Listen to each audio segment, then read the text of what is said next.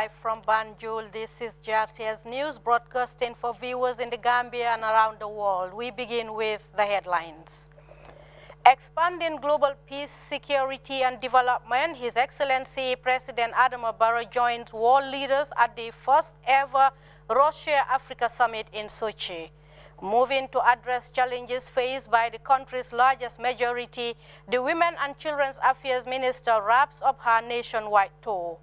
And galvanizing support for young people, regional youth leaders meet in Banjul for a major forum on population and development planning. Elsewhere in Africa, 900,000 registered voters head to the polls in Botswana, where the ruling BDP faces its toughest challenge since assuming power. And Justice Trudeau narrowly wins another mandate, but his Liberal Party faces defeat in Parliament with 13 seats short of a majority. These and other stories coming ahead this hour. Thanks for staying with us. I am Jaina Bajalo Marong.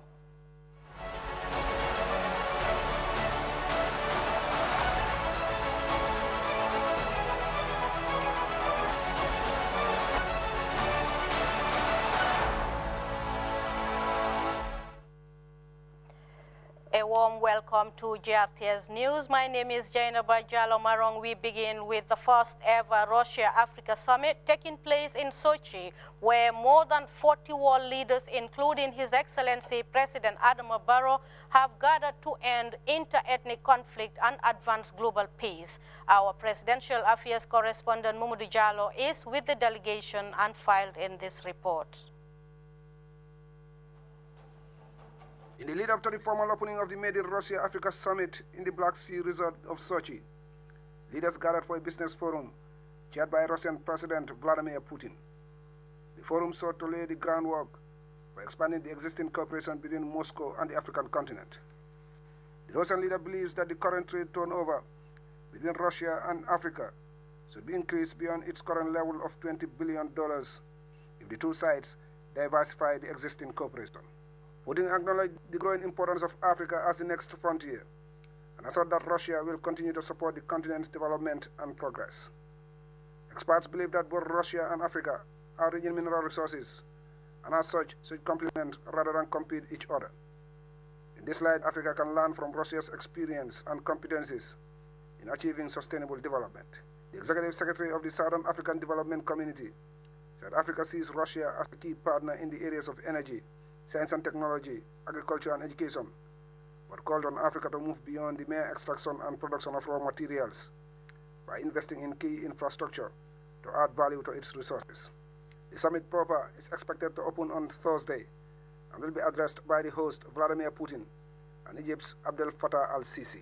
Meanwhile, on the sidelines of the summit, the President, His Excellency Adama Barrow, held bilateral talks with his Mauritanian counterpart, His Excellency Mohamed Ould Sheikh Al-Ghazouani. The two leaders agreed to work together to strengthen the existing relationship between the two countries, with President Barrow hailing the smooth transfer of power in Mauritania as a positive development for the sub-region. Mamadou Jallo, Grts News. And now to a symbolic move of friendship highlighting a robust relationship.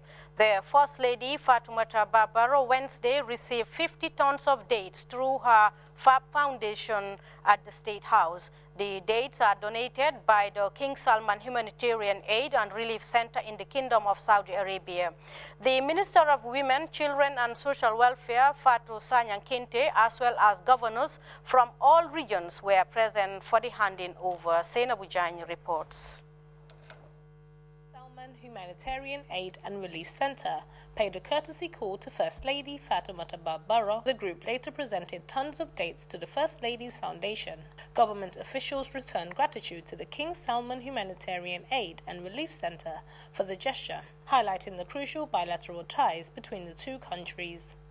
The fact that Saudi representatives from the Saudi government and the Humanitarian Aid and Relief Center traveled all the way from the Kingdom of Saudi Arabia to personally present these gifts to the First Lady shows their level of commitment and willingness to further collaborate for the welfare of all Gambians, and for that we thank you immensely. The Minister of Women's, Children and Social Welfare, Fatou Sanyan Kinte, noted that this is not the first time such gesture was given and reiterated government's appreciation of such gesture. And I want to believe that the number of people that receive these dates is quite a large number. And the mere fact that you do it on an annual basis, it means year in, year out, you are being rewarded by Allah subhanahu wa ta'ala. We want to thank you very much for the initiative, because Gambia is always chosen among many countries. And the reason for that is because of the partnership and collaboration that is between the government of Saudi and the government of the Gambia. A representative from the King Salman Humanitarian Aid and Relief Center, Abdullah Al-Abdul Latif, said that this is the start of many more gifts and aids from the agency. It's a gift for the people who needs. This is a gesture from King Salman. Every time, all the years, we are giving the dates for separate countries, and we chosen the Gambia and the foundation to be responsible this time. As the handing over of the dates was made by the King Salman Humanitarian Aid to the First Lady of the Gambia, Betty Sen of the FAB Foundation expresses gratitude from the Humanitarian Aid and Relief Center of King Salman. FAB has survived due to the help of our dedicated donors like King Salman, who has contributed greatly on our objectives of giving back to society, especially to the women, children, and the underprivileged. We thank you for thinking of the Gambia, and thank you for the effort in facilitating this huge donation for the people of our country. Beneficiaries from various organizations also expressed their appreciation of this grand gesture. I want to give you this message, extend our deepest gratitude to King Salman, and let him know that these gifts would go a long way, and we will definitely make sure that everybody that is supposed to benefit from these dates will receive it. On behalf of the people living with HIV in the Gambia, we are privileged and honored to be part of these beneficiaries today. Actually, the beneficiaries are the people in the regions, and we'll make sure that the gift reach them accordingly. When we go back, we'll make sure that Islamic people or religious people, all other individuals in the regions will get benefit of the deeds that is going to be distributed today. As the handing over ceremony came to an end, the donors reaffirmed their total support towards the government of the Gambia and the FAB Foundation to reach the communities. Saina Bujang for GRTS News. And now a major move to address challenges affecting women has taken the Minister of Women, Children and Social Welfare on a familiarization tour to reach out to the country's biggest majority. As Sena Bujang tells us, the Minister, Fatou Sanyan Kinte, and her delegation concluded their familiarization tour with visits to various communities in the Upper River region and the West Coast to gather first-hand information on the community's needs. The Minister of Women, Children and Social Welfare continued her nationwide tour with a visit to the Kulukele Multipurpose Center in Basse. The center trains young people on skills development such as soap making, tie and dye and tailoring, amongst others. The minister also held a meeting with the community members to discuss the challenges women and children in the area are faced with.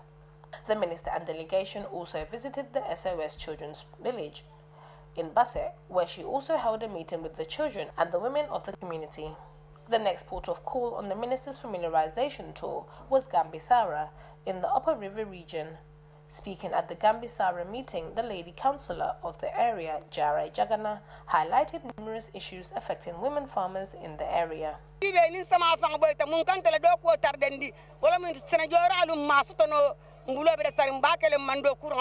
Various speakers shared similar constraints.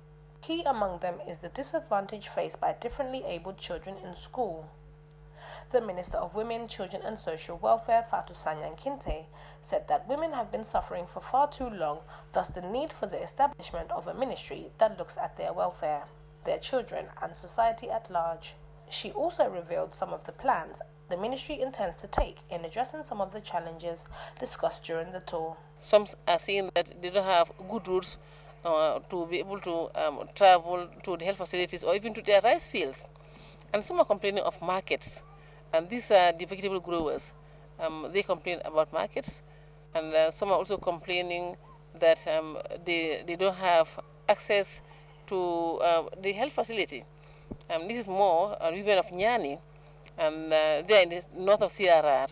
And in the north of CRR, the major health center is here in Kuntaur, and the complaint is that they don't have access to the health facility because of poor roads. So we have noted all of their problems, and then when we get back to Banjul, we'll discuss with our colleagues in other ministries, and together come up with a program to solve some of the problems. Fatu Damfa is the head of the Women's Enterprise Fund at the Women's Bureau. She explained the importance of the funds in improving the welfare of women. It is set up to make sure that the challenges women are facing in terms of business, whatever they are into, that brings livelihood to them, to help them enhance that, and to help eradicate poverty. And the targeted number of women that we are targeting is more than 10,000 women and girls that we want to benefit from this project. And I want the Gambian women to know that this is not a project for just the women in the Combo areas or the Banjo area. No, this is a project for the whole of Gambia. The minister and delegation later continued to the Lower River region, where she held a meeting in Jarasoma. The women leader in the area, Aja Maimuna Juf, highlighted the concerns of the women in her community. The hardships of women here is that they farm, but they don't have any farming equipment.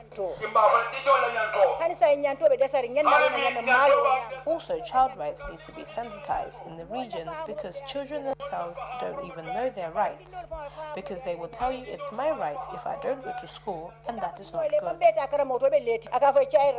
The Soma meeting was followed by a meeting in Kalaji and Foni Bondali in the West Coast region.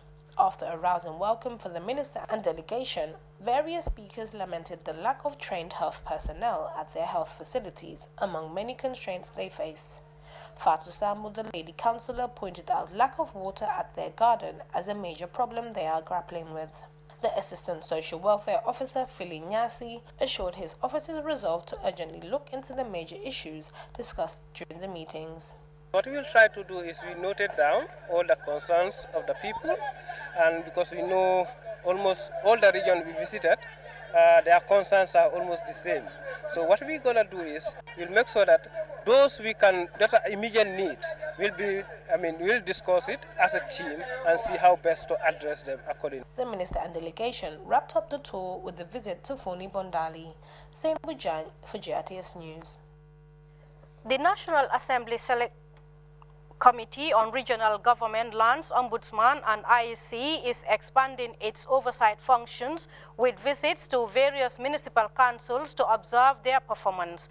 In the latest appearance before the Select Committee, officials of the Carnifing Municipal Council also presented their financial and activity report of the year under review. Well, that report will come in our subsequent news bulletin.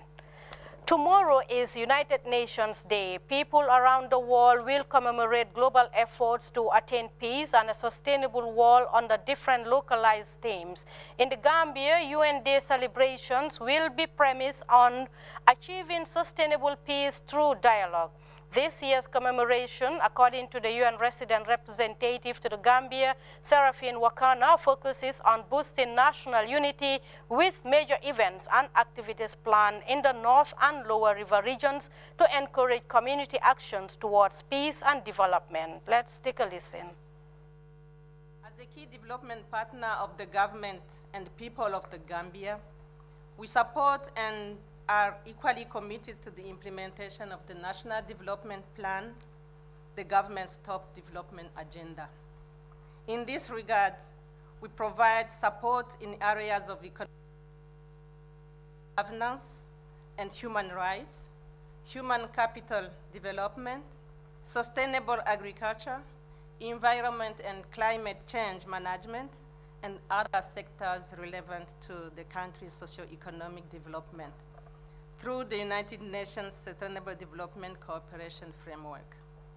We believe our partnership with the government and the people of the Gambia will bring us closer to the attainment of the Sustainable Development Goals.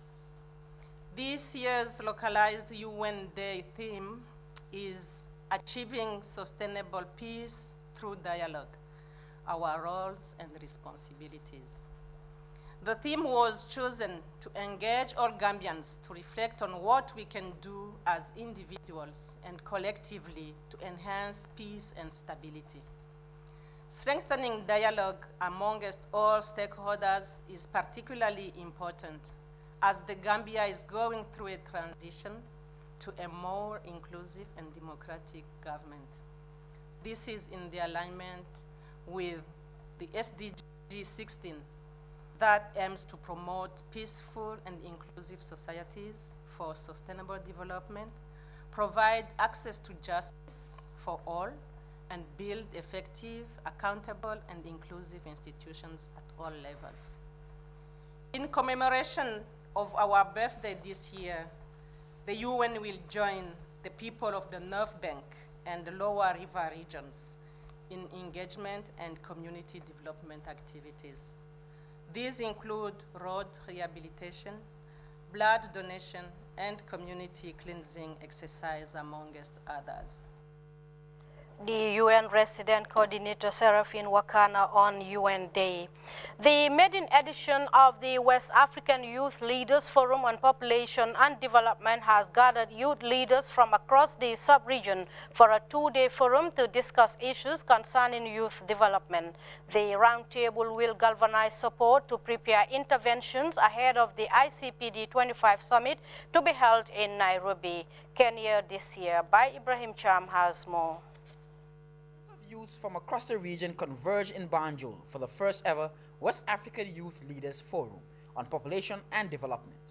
The theme for this year's event is ICPD 25, Contributions of West African Youth to Accelerate the Promise.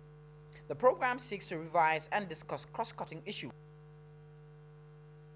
to review the 200 recommendations made 25 years ago at the ICPD meeting in Cairo, Egypt.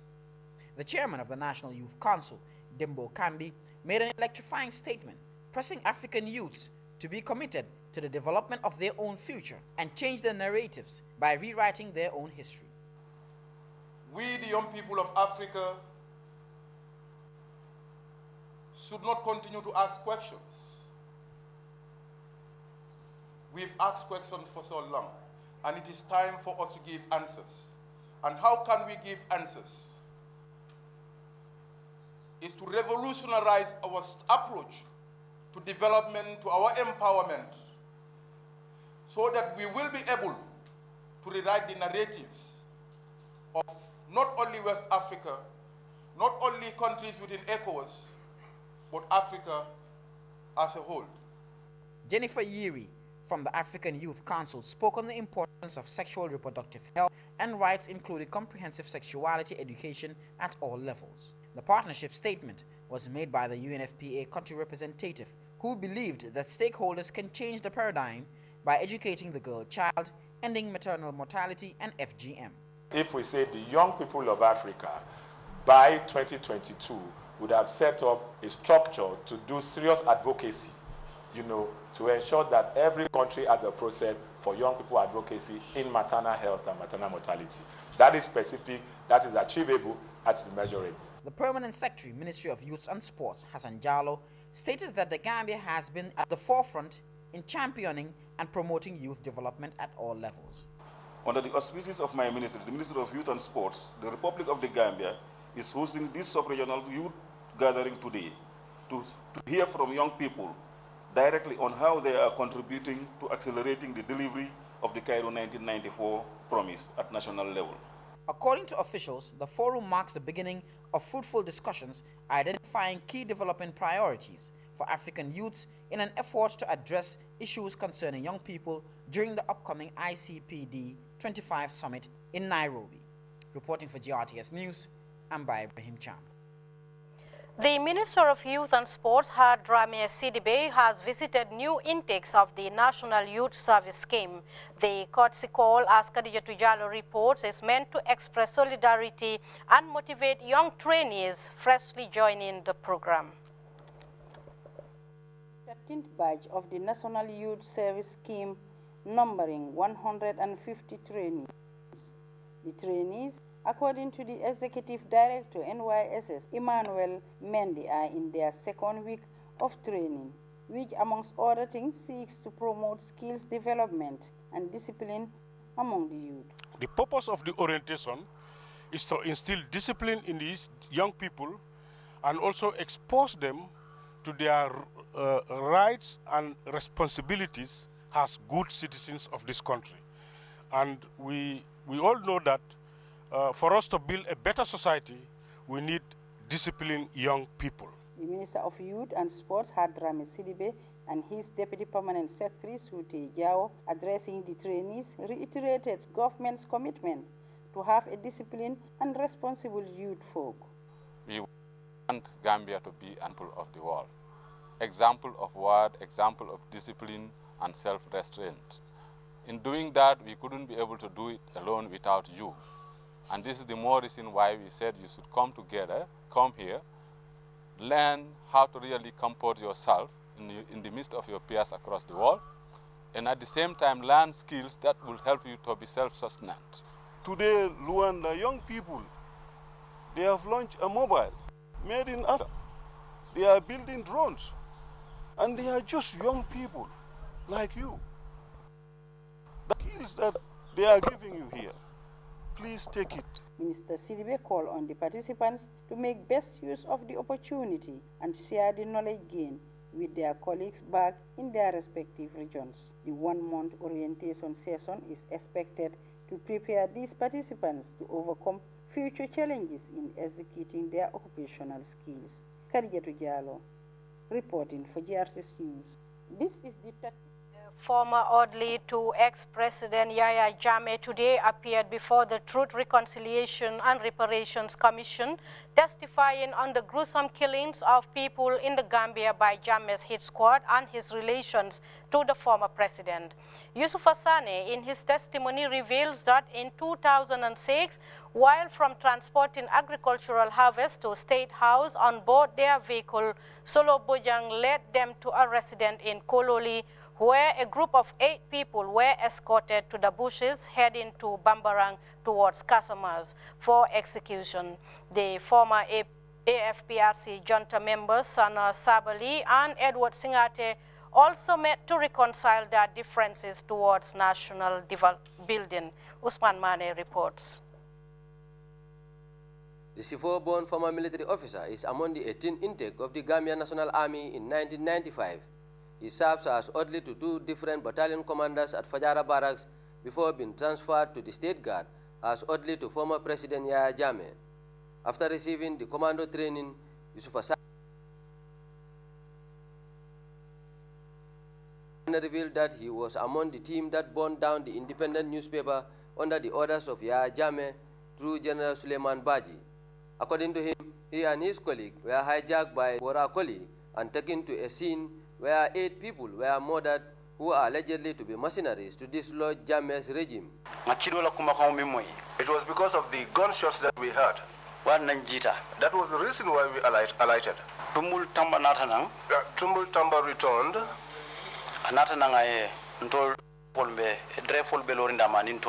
He came back to where the drivers and the rest of us were standing.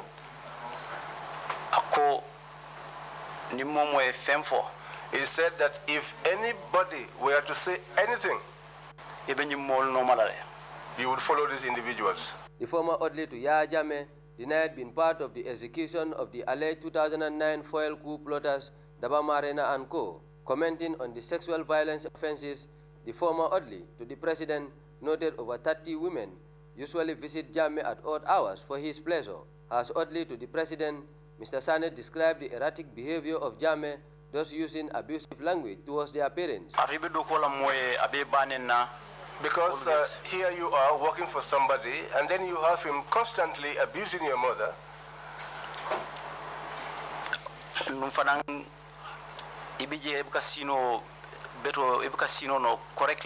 And also you are there, but you are unable to have a proper sleep.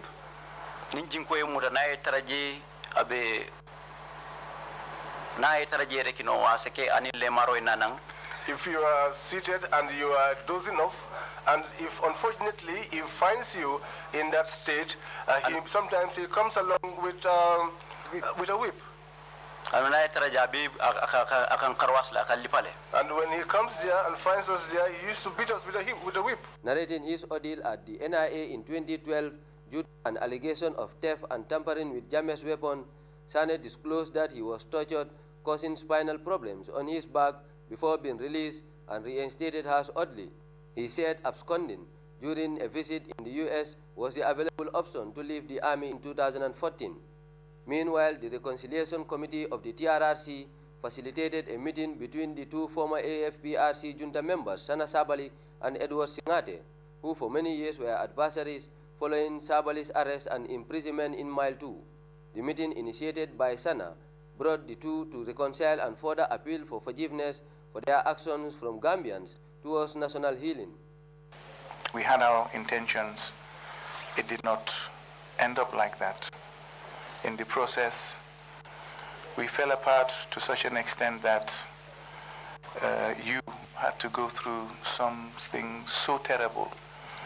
Yes, I had assassination attempts and I was poisoned and people shot at me, but that is nothing compared to what you had to go through. No human being should have had to go through that. Yeah, but there, the Almighty Allah have told us in the Quran, La yukallifullahu nafsan illa wasu'aha maksabat. That is to say, on no soul does Allah place a burden other than what you can bear. I cannot apologize enough. I cannot find the words that to express the regret of my contribution to what you went through. I already did that from the day I left the prisons. At the gate, I had said it clearly, I had forgiven. Even Jammeh, if he stood standing before me, I would tell him the same thing. And today, I reiterate again, on behalf of my family and myself, I have forgiven completely, wholeheartedly from my mind. The meeting, initiated by Sana, brought the two to reconcile and further appeal for forgiveness from Gambians for their actions during the transitional period of the AFPRC junta. The chairman of the Reconciliation Committee, Imam Usainu Jallo, noted the importance of the event to the healing process of the country. Usman Mane, GRTS. Imani Education Circle has marked the 10th anniversary of its nursery and lower basic school. The historic event was graced by children, parents, and community members. Mariam Madiba reports.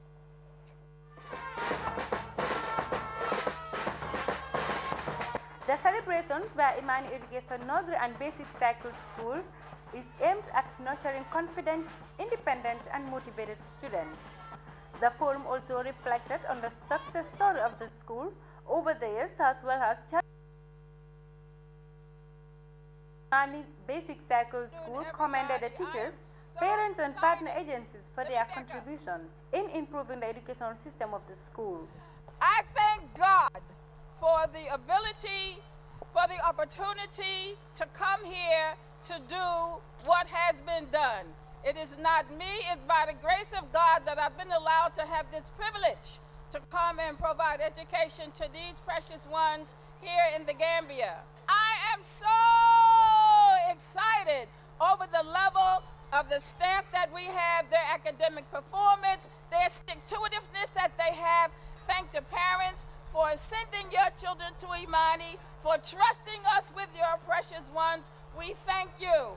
The guest speaker on the occasion, Suleiman Barry, recalled how the development of the school has contributed positively to improve the lives of students over the past 10 years. We'll be back with news from outside the Gambia right after this break. Don't go away. Special Economic Zone is a 160-hectare mixed-use business park strategically located within the boundaries of Banjul International Airport, the Gambia. It is the only economic zone located within an airport in West Africa. Gaitaf Special Economic Zone is segmented into 4 separate zones: Commercial Zone, Industrial and Light Manufacturing, Logistics and Warehousing, Residential Zone. It is a highly secured economic zone with top-notch infrastructure, with eco-friendly buildings and beautiful landscaping. With attractive incentives and access to a pool of labor within the Gambia and the sub-region, The Gaitaf Special Economic Zone has already completed warehouses available to investors. Located less than 30 minutes away from the international seaport of Banjul, investors in the Special Economic Zone will enjoy a unique proximity to major markets around the world, including Africa, Europe, America, and Asia. For additional information, please visit www.gaitaf.com. For the first time in the Gambia, your favorite GSM operator, Africell, is the first and only GSM operator to launch a brand new technology called the eSIM. The eSIM simply means you can use your phone without a SIM card. Do you have an iPhone 11, any of the iPhone X series, a Google Pixel 3, or any new phone that supports the e-technology? Visit any Africell customer care center. Activate your eSIM today. With your virtual Africell SIM, you can use more than one number without having a physical SIM card in your phone. Enjoy this brand new technology for the first time in the Gambia, brought to you by Africell. eSIM, your phone without a SIM card. For more information, please call 111. Where Africell goes, nobody dares to follow. Dares to follow. The guy.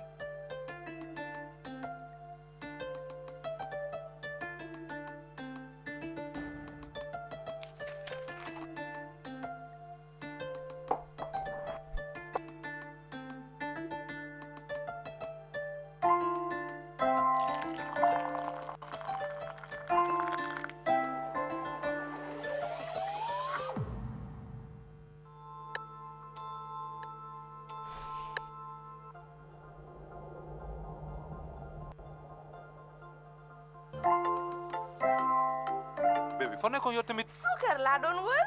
xanaa boutique amu si boppu koñ bi. suukar Sofi laa doon wër te suukaru Sofi dafa yomba saf set sell te si réew mi fii lañ ko defaree xanaa xamuloo xale yi si boppi koñ bi suukaru Sofi la ñuy ataaya ndax dafa sakkan.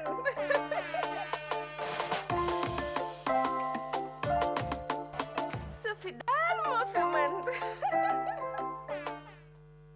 To our top stories of the day, expanding global peace, security, and development, His Excellency President Adama Barrow has joined world leaders at the first ever Russia-Africa Summit in Sochi. Moving to address challenges faced by the country's largest majority, the Women and Children's Affairs Minister has wrapped up her nationwide tour. And galvanizing support for young people, regional youth leaders are meeting in Banjul for a major forum on population and development planning.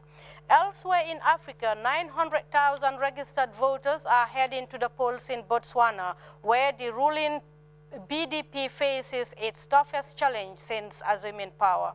And Justin Trudeau narrowly has won another mandate, but his Liberal Party faces defeat in Parliament with 13 seats short of a majority. Well, that's all in this edition of the GRTS News. Thanks for the pleasure of your company, and join us again at 2200 hours for another news bulletin.